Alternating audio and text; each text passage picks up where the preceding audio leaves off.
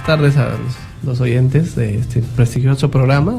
Somos el colegio médico más grande del Perú, que es el Consejo Regional 3 de Lima, del Colegio Médico del Perú. Y la pregunta que yo hacía antes de la pausa es: ¿qué hubiera pasado si el ciudadano africano, que venía en el barco chino y que se quejaba en inglés de cómo lo trataban casi como esclavo en este barco, ¿no?, aparentemente administrado por alguna empresa china, pero ¿qué hubiera pasado si este hombre tenía ébola?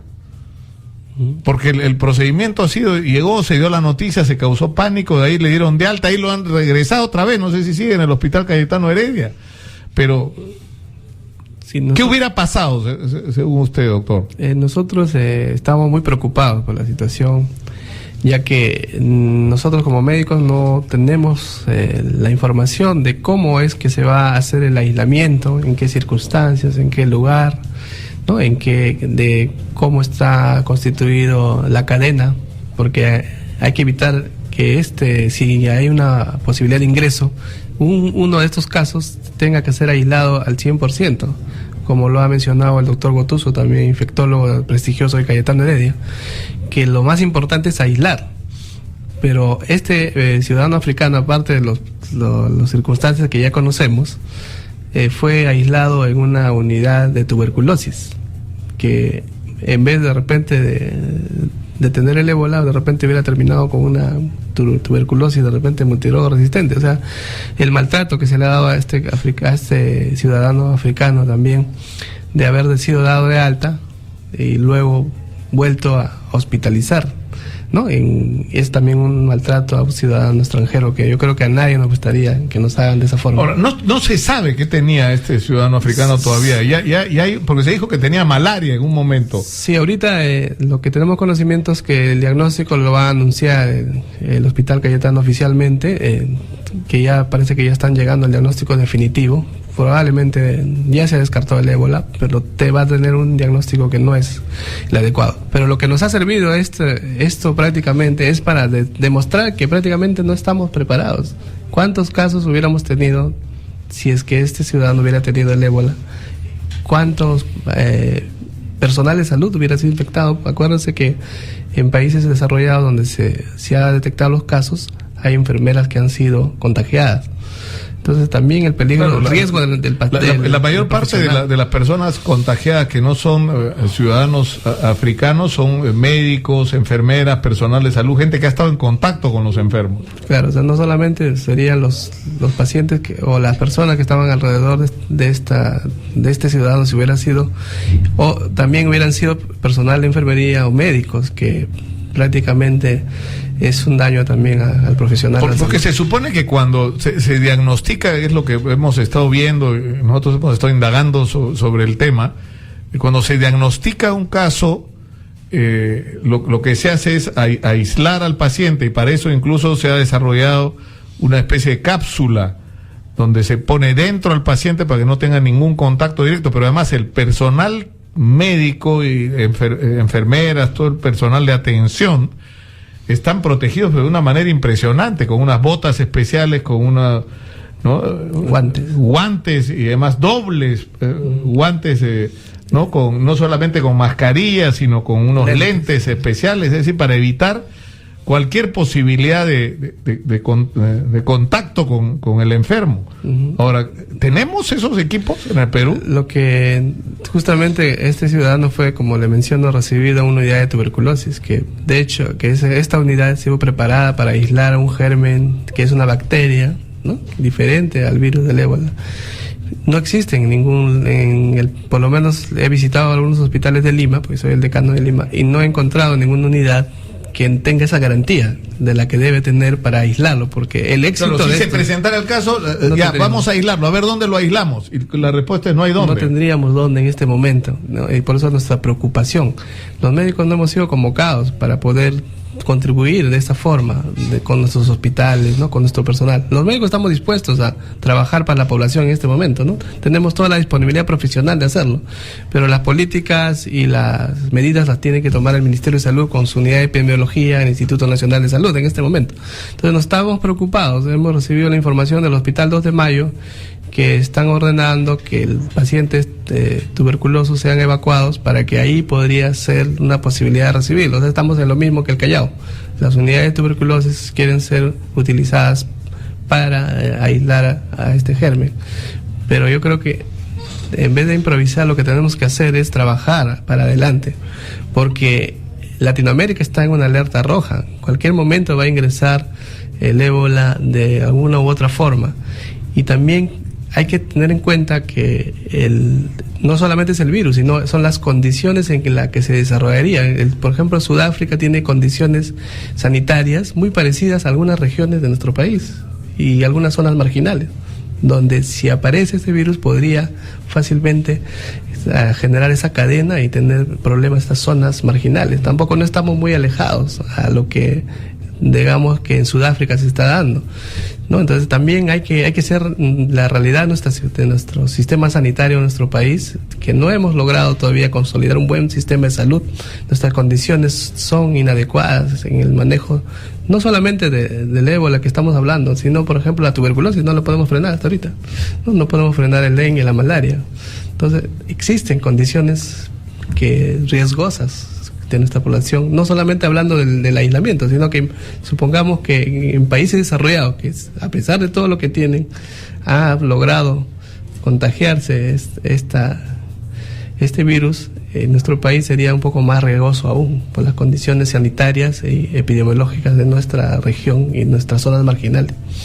Ahora, los síntomas, lo que provocó la confusión y la duda con respecto a si este paciente tenía o no el ébola, son las características de esta enfermedad. Que una de las características son unas diarreas intensísimas, y las imágenes que uno ve dramáticas de los pacientes africanos, en algunos casos ya no tienen acceso a los centros de atención y están regados en las puertas alrededor de estos centros. Son pacientes que ni siquiera usan las partes inferiores de sus prendas de vestir, de sus pantalones, los hombres o las mujeres, porque están todo el tiempo con unas diarreas pero criminales.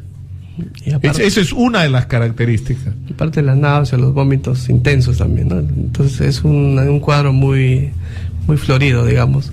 Pero por ejemplo, este africano ya había estado en alta mar más de 60 días aproximadamente, y sabemos que el virus solamente se incuba en 21 días. Entonces prácticamente en Chimbote ya había sido descartado la posibilidad de que sea un ébola. Entonces acá ha habido mucha demora y mucha negligencia de parte de todo el sistema sanitario en general, para que pueda determinarse rápidamente. Imagínense que realmente hubiera sido. Acá tendríamos que tener muchas responsabilidades, que espero que nos sirva de lección. Sabemos que el día viernes va a haber un simulacro, ¿no?, que ya hemos tenido con este africano, un simulacro real.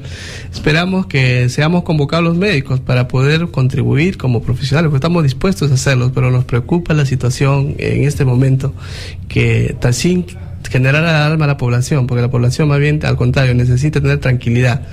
Los médicos estamos dispuestos a ser capacitados, a recibir la información adecuada, a tener el equipamiento, todo, pero en esas condiciones. Pero si no tenemos las condiciones adecuadas, ¿qué podemos hacer también los médicos? Ahora, ¿cómo sería, digamos, el escenario probable de un diagnóstico? O sea, llega de repente un paciente con diarreas intensas, con vómitos intensos, pero ahí ya está haciendo la enfermedad, porque se supone que cuando está haciendo los síntomas es que ya la enfermedad se desató. Pero es posible detectarla antes, porque se supone que hay un momento incluso en que no hay contagio, que podría, ¿no es cierto?, diagnosticarse, pero que todavía no es posible esto. Sí, no, o sea, ¿es posible saber antes de que se convierta en contagioso que una persona tiene el ébola? Sí, justamente existen los exámenes de diagnóstico, que también es importante que ya se difundan a nivel nacional, porque como es un virus nuevo, digamos, aparentemente un poco más nuevo para nuestro país, así como en un momento fue el cólera, la bacteria del cólera, necesitamos tener equipo capacitado, diagnóstico, exámenes de diagnóstico precisos en el momento adecuado, ante la mínima sospecha, para evitar, porque acá es detectar lo más precoz posible con exámenes de diagnóstico sofisticados, que ya existe ya en el nivel de Europa y se sigue desarrollando. Acuérdense que este virus muta rápidamente también en el tiempo. Y cuanto más casos existan, por ejemplo en el África, que ya existen más y más casos, el virus sigue mutando. Por lo tanto, la tecnología también tiene que ser a la vanguardia. Tiene que, claro, y tenemos que estar permanentemente capacitados. Por eso los médicos, los profesionales médicos del Perú, sobre todo los especialistas, estamos dispuestos a toda la capacitación y a que nos den el equipamiento necesario. En el Perú hay infectólogos y especialistas, ¿no? No solo como el doctor Gotuso, ¿no? La doctora Antigoni, hay especialistas prestigiosísimos, internacionalmente incluso son considerados eminencias en este tipo de temas. O sea que, digamos, la calificación la tenemos. ¿El problema cuál es? ¿Es un problema de recursos? ¿Es un problema de información? Es un problema técnico, es un problema de decisión política, ¿no? De ponernos a la vanguardia de países desarrollados. También es de recursos económicos, porque todo eso también tiene un costo, que la decisión política la tiene que tomar el presidente de la República, de implementar la mejor tecnología. Entonces, como usted dice, tenemos al doctor Gotuso, tenemos la escuela de infectología de Cayetano Heredia, la de medicina tropical de San Marcos, ¿no? Tenemos grandes cátedras y grandes especialistas no solamente en infectología, sino también en infectología, en lo que es medicina interna y todo lo que significa la capacitación internacional que tienen nuestros médicos en el Perú. Somos altamente calificados y sobre todo en enfermedades infecciosas. Ahora, ¿se acuerda usted cuando hubo la epidemia del cólera? Fue una cosa tremenda. Tremenda. Sí. Y los médicos se bandearon. La gente se ha olvidado de eso, de lo que fue. ¿Cuántos casos hubo de cólera? Miles, ¿no? Fue una cosa impresionante, de la noche a la mañana, pero por todos lados. Y logramos revertir con el profesionalismo y con toda la valentía de muchos médicos que tuvieron que estar día y noche al lado de su paciente y cuidándolos, protegiéndolos, así, buscando los mecanismos más adecuados, hasta con las condiciones inadecuadas en las que tenemos nuestro sistema de salud hasta ahora. Eso no ha cambiado. Desde esa época hasta ahora, nuestro sistema sigue siendo todavía un poco arcaica, unas tecnologías, ¿no? Es un sistema sanitario que todavía tiene mucho que mejorar en las condiciones, y eso le compete pues al Ministerio de Salud y a sus órganos que le corresponde hacer la atención adecuada. O sea, yo no sé si podríamos ir a una pausa y regresamos con el doctor Tommy Villanueva. Volvemos para hablar de este tema también. Regresamos. Yo quisiera que terminemos, doctor Villanueva, con recomendaciones y pedidos. ¿Qué cosa es lo que hay que hacer frente a esta situación? Sí, básicamente el Ministerio de Salud tiene que tomar el sartén por el mango, prácticamente, para que la cadena de transmisión sea cortada y el aislamiento sea eficiente, con una unidad adecuada de aislamiento, y que todo el personal médico y paramédico conozca esta unidad, sea capacitado, tenga el nivel técnico para poder enfrentar, porque acuerdo que este es un virus nuevo, así como en un momento llegó el cólera, que no sabíamos en cómo actuar en el momento. Entonces debemos ya tener la cadena epidemiológica lista para actuar. El puerto del Callao, el aeropuerto Jorge Chávez, tienen que ya tener un personal permanente de que monitoree el ingreso y la salida, sobre todo de estos inmigrantes de la zona endémica o epidémica, que es del África, para hacer el seguimiento. Ante el menor síntoma de algún inmigrante tiene que intervenirse, sí o sí. Y también nosotros pedimos como médicos la capacitación ya inmediata, del equipamiento adecuado. No debemos escatimar en esfuerzos económicos para tener lo que se tiene ya en Europa, en Estados Unidos, en otros países donde ya se han detectado los casos. También mantener la tranquilidad de la población en este momento. Todavía no tenemos ningún caso reportado, pero también seamos sinceros, cómo está nuestro sistema sanitario. Si este virus ingresa a un sistema sanitario como el que tenemos nosotros, sobre todo en zonas marginales, que se parece mucho a zonas marginales del África, donde se está dando, se podrían, en este momento, si se da un caso, podría propagarse rápidamente, ¿no? Vamos a esa emergencia que no quisiéramos que suceda en nuestro país. Para eso los médicos y los infectólogos de nuestro país y todos los especialistas estamos dispuestos para intervenir de la mejor forma, de la más profesional, porque lo más importante son nuestros pacientes y nuestros ciudadanos, que hay que protegerlos, y esa es nuestra misión como médicos. Pero lo que hay que ser conscientes además es que el contagio se produce, como nos han explicado los especialistas, por los fluidos, es decir, por las heces, por la orina, por la saliva, por el sudor. Por eso es el riesgo de tocar, como son personas que están con fiebre, que están haciendo diarreas intensas, sudan, el contacto de la mano de una enfermera, por ejemplo, ha provocado contagios de la mano con el sudor del cuerpo. Entonces, ¿esto qué significa? Que en realidad, si la gente toma cuidados en relación a un paciente sospechoso de tener ¿no? este virus, lo que hay que hacer es no compartir los vasos, no compartir los platos, no compartir los cubiertos, no tener cuidado con el uso de los servicios higiénicos, no tocarlos. Y de ahí el riesgo viene más bien para el personal médico y asistencial y de enfermeras. Sí, como es un virus, los virus se transmiten de esa forma a través de secreciones, ¿no? Ya sea salivales, lacrimales, ¿no? Las diarreas, la sangre también, ¿no?